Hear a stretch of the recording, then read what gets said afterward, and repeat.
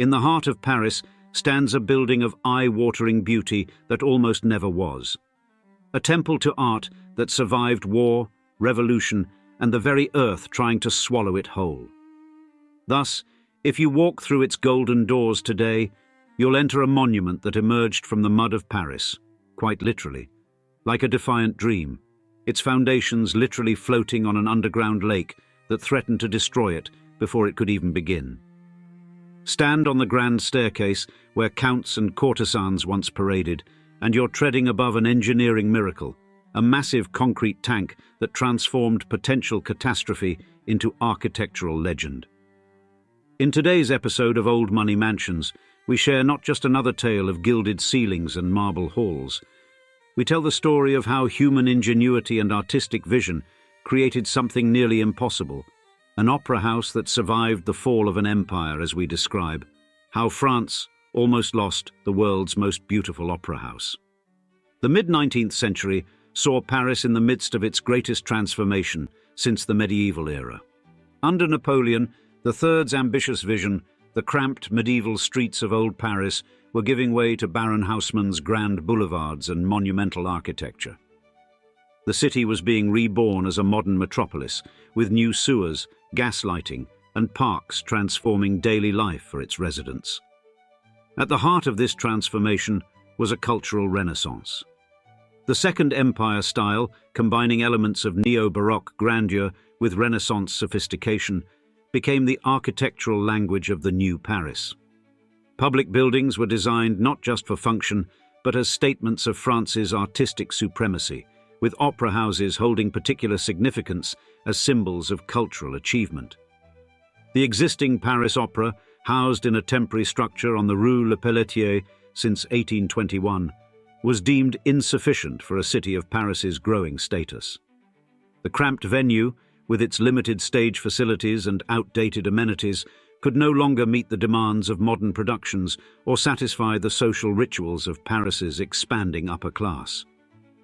Moreover, its location had become unfashionable as the city's wealthy citizens moved westward, following Haussmann's new boulevards. In 1860, Emperor Napoleon III announced a competition for a new opera house that would serve as the crowning achievement of his rebuilt capital.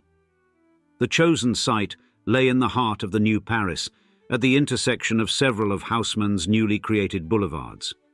The emperor demanded a building that would not only serve as a temple to the performing arts, but also as a social venue worthy of Europe's most sophisticated city. The competition brief called for an opera house that would showcase the latest theatrical innovations while providing the elaborate social spaces demanded by Parisian society. The building would need to accommodate not just performances, but the complex rituals of seeing and being seen that characterized opera attendance in the Second Empire. Nearly 170 architects submitted designs, each attempting to create a monument that would stand as the pinnacle of French architectural achievement. Among them was a relatively unknown 35-year-old architect named Charles Garnier, whose bold design would not only win the competition, but define the architectural ambitions of an era. The stage was set for the creation of what would become one of the world's most celebrated buildings. Yet the path from competition to completion would prove far more dramatic than anyone could have anticipated, as political upheaval, engineering challenges, and the fall of an empire itself would all play roles in the creation of the Palais Garnier. When Charles Garnier's design was selected in 1860, he faced the daunting task of turning his ambitious vision into reality. His plans called for a harmonious blend of materials and styles, colored marbles, gilded bronzes, elaborate sculptures, all working together to create a monument to the arts. Construction began with an immediate crisis at the foundations.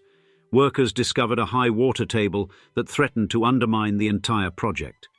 It took 8 months of constant pumping to clear the site before Garnier could implement his solution, a massive double-walled concrete tank that would contain and control the groundwater. This engineering feat, which would later inspire Leroux's Phantom of the Opera, demonstrated the technical ingenuity behind the building's artistic splendor.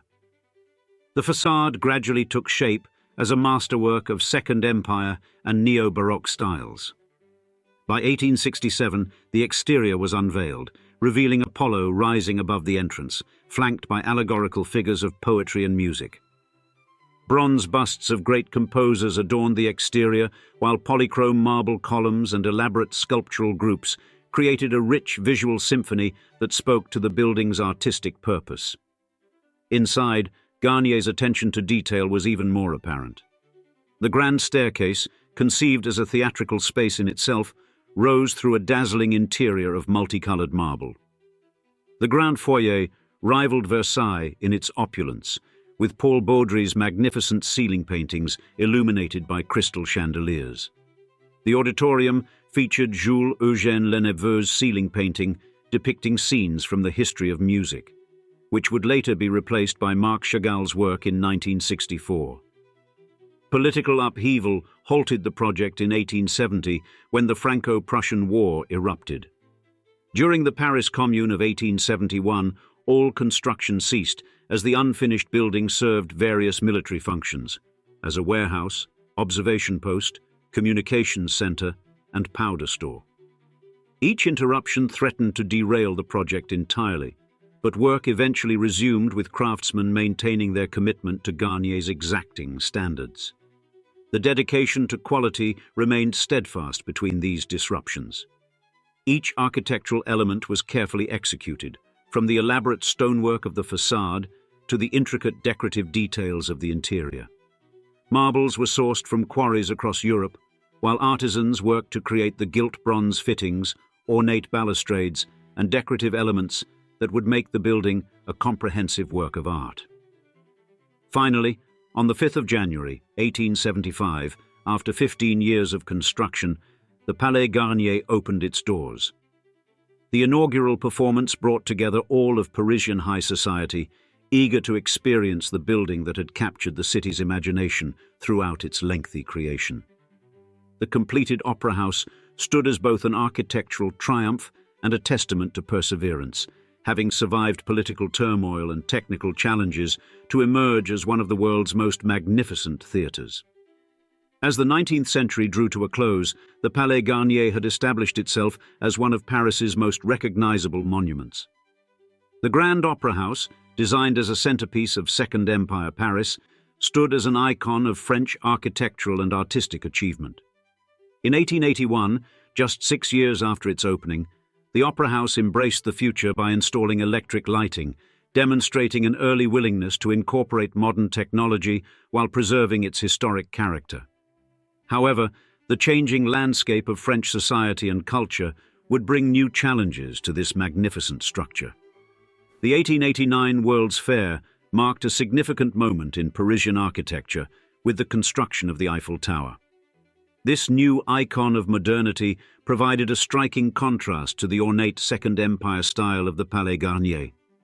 As Paris evolved, the Opera House needed to maintain its relevance in a city increasingly defined by innovative architecture and changing artistic tastes. Below ground, the building continued its complex relationship with the water table that had challenged its construction from the beginning. The underground drainage system, installed during the original construction to manage the high water table, remained a crucial part of the building's infrastructure. This engineering challenge, which had once threatened to derail the entire project, became part of the building's mystique, later inspiring Gaston Leroux to incorporate it into his novel, The Phantom of the Opera. The end of the 19th century saw Paris transforming around the Opera House.